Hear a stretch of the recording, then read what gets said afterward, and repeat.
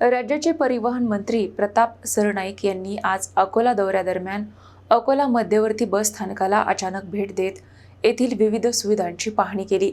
शिवसेना शिंदे गट पदाधिकाऱ्यांच्या बैठकीसह SIR शिबिराच्या पार्श्वभूमीवर झालेल्या या भेटीत त्यांनी बस स्थानकातील स्वच्छता व्यवस्था, स्वच्छतागृहे आणि प्रवाशांना उपलब्ध करून देण्यात येणाऱ्या सुविधांचा आढावा घेतला। पाहणी दरम्यान मंत्र्यांनी बस स्थानकातील स्वच्छतागृहांची तपासणी केली।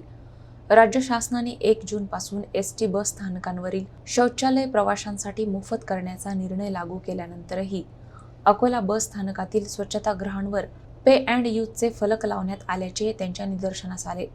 यावर त्यांनी संबंधित स्वच्छतागृह चालकाला तात्काळ हे फलक हटविण्याचे आदेश दिले।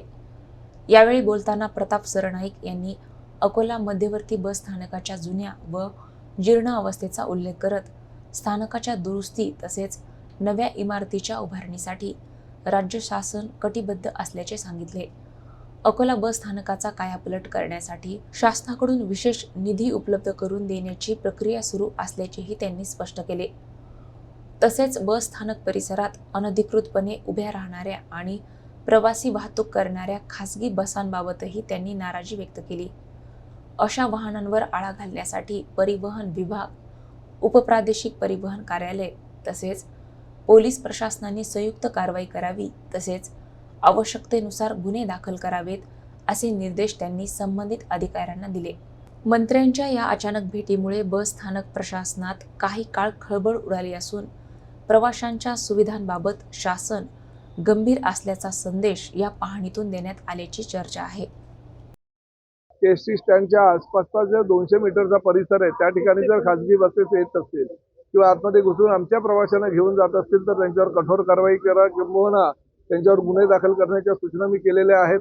आमच्या महामंडळामध्ये IPS दर्जाच्या अधिकाऱ्यांची आम्ही नियुक्ती केली आणि त्यांच्या माध्यमातून ST स्टँड परिसरातील 200 मीटर परिसरामध्ये जर खासगी वाहतूकदार आले तर त्यांना जेलची हवा खावी लागेल। जे आमचे शौचालय होते जे पूर्वी पैसे द्यावे लागत होते जनतेला, परंतु आता त्या ठिकाणी मोफत आम्ही प्रसाधनगृहाची सुविधा दिलेली आहे। त्यामुळे ती सुद्धा योग्य प्रकारे चालतं की नाही याची माहिती मी घेतोय। डीसीशी चर्चा करून डीसीने स्पष्टपणे सूचना केलेल्या आहेत की स्वच्छता हा फार महत्त्वाचा घटक आहे आपल्या समाजातील सर्वसामान्य जनतेला सुखसोयी देण्याच्या दृष्टिकोनातून, आणि त्यासाठी आपण ठेकेदार निश्चित केलेले आहे। त्या ठेकेदाराकडनं तुम्हाला फक्त उभं राहून कामच करून घ्यायचं आहे आणि त्यामध्ये कुठल्याही प्रकारची हयगय असणार नाही याची ग्वाही तुम्ही मला द्यायची आहे आणि त्या माध्यमातून आपण अतिशय चांगल्या प्रकारे स्वच्छतेची मोहीम पूर्ण राज्यातील सगळ्या ST स्थानकामध्ये आणि सगळ्या डेपोंमध्ये चालू केलेली आहे।